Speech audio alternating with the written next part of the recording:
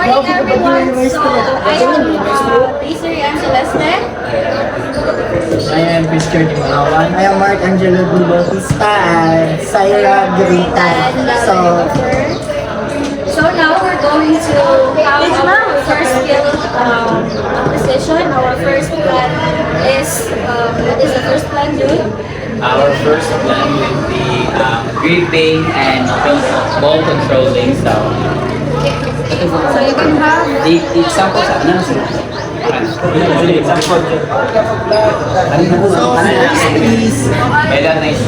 So first is the proper grips or proper pag-hold sa racket. So imagine na lang mo is mura kang nagipag, then you imagine like you are going to shake hands like this. Then so yan ingalaan pa. shake hands. Yes. Soft. Ang June, pag nag-mic mo sa cellphone, you're going to hold the racket softly, like you're not gripping it too much, just like you're having a shake hands with someone. Okay. Richard, can you instruct them the first skill? First skill. So first tanaw sa namo. So first skill, what we call gripping. So what we first learn, what we teach karon is ball control sa bola.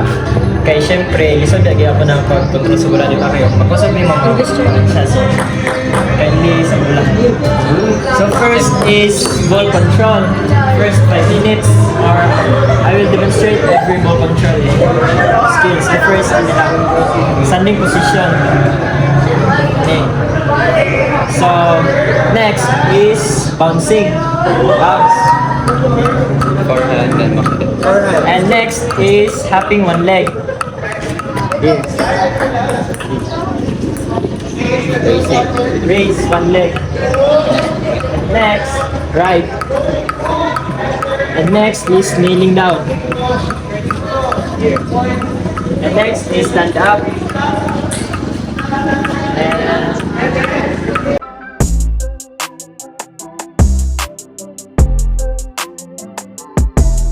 So that's the end of our first skill plan for today. Hope you learned something from us. Thank you so much for having a short time with us. Thank you so much, guys. So guys, ano lang, nakabantay man ta na hindi rin siya dali pa basta kung may pagsugod. So, keep lang yun ang practice. Practice makes perfect again. And usually, katong sa ball control, di ba? So good, wala na to kay is control lang. Ang pan yun na to kay, ang tad yun sa mga man niya ma-perform ko itong lima kabuok is steady lang yan pa ng bola, wala na tagang. So mag-practice na ito, sunod lang. Okay. Next is, so our next topic for sunod nga session kay is serving. Forehand and backhand. Good afternoon now. We will have a recap. Yes, last session niya katong ball control. So first, diba, hold lang bola without hold lang bola without and next, and next, leg raise, left, and kneel down, stand up.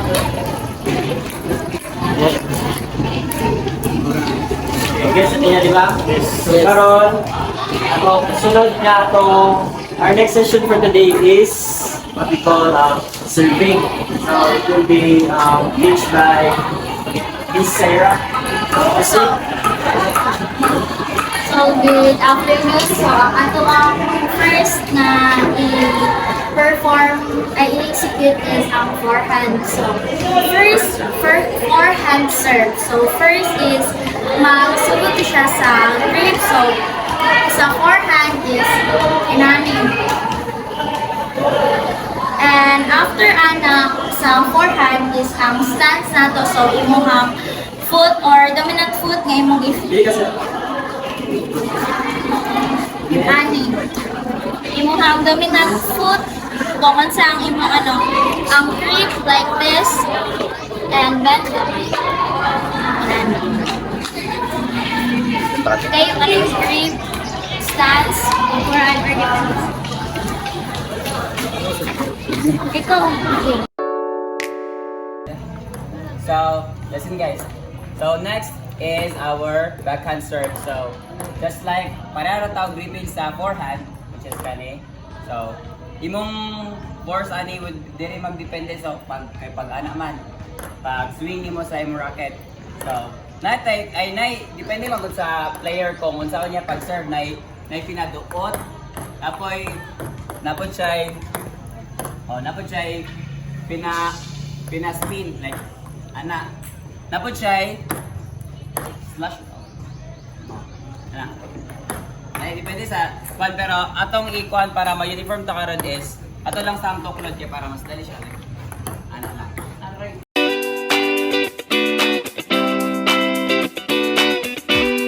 So, feedback for your performance for today's session. Ang atong lang i-need improve sa inyo is inyong paghawid sa bulang ay naiuban. Your hands, your palm are gripping the ball. So, dili siya makita kayo sa imong opponent. And then, the way you throw the ball, maabot siya sa ilalong. Dili siya i-violation ka po siya. At then, moro to siya itong gamay natin i-improve din sa pag-swing nato and follow through. Or ato, ma-improve na nato na swing kahit mag-rally naman ta. So, need lang na to i-focus atong mind sa pag-usagi lang ang pag-imong body position like ang stance mo para matarong mo o serve ang ball. So that is it for today. For them. So thank you so much for giving some time for this session. So we're done with our second session about the forehand and backhand serving. I hope you learned something. And thank you so much, guys. Oh, that's all. Good afternoon, everyone. So this is our last session of table tennis. So we're focusing on rally in table tennis. But before we start our activity, let's warm up muna. Now we're going to our table tennis rally. The table tennis rally is an exchange shot of your opponent and a player. So Mark and June will demonstrate the table tennis rally.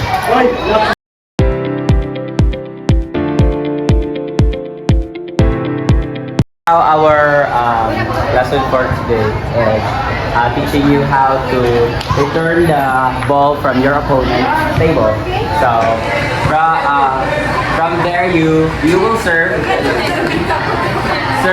and then our teacher Mark will return the ball, and you will also return the ball from teacher's Mark's table. So now let's start.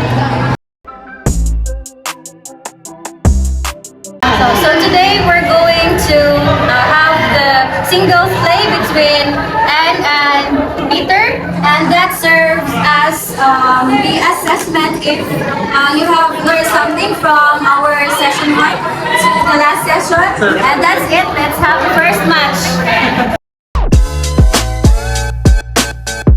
Have the second match by Dan and Ivan.